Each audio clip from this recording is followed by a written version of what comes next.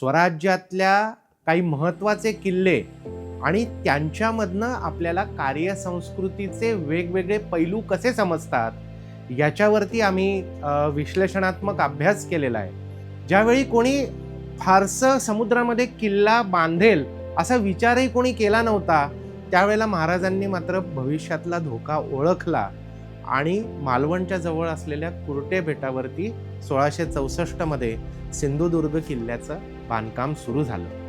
या बांधकामाच्या पद्धतीमध्ये काही वैशिष्ट्यपूर्ण गोष्टींचा महाराजांनी उपयोग केला आणि ज्याच्यामुळे आजही 350 वर्षांनंतर हा किल्ला अत्यंत सुस्थितीमध्ये आहे, सस्टेनेबल आहे.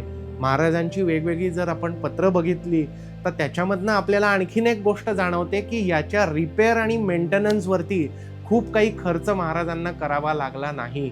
तर असं काय होतं बांधकाम शैलीमध्ये आणि मग ते आज आपल्याला कसं उपयोगी ठरतं हे आपल्याला सिंधुदुर्ग शिकवतं.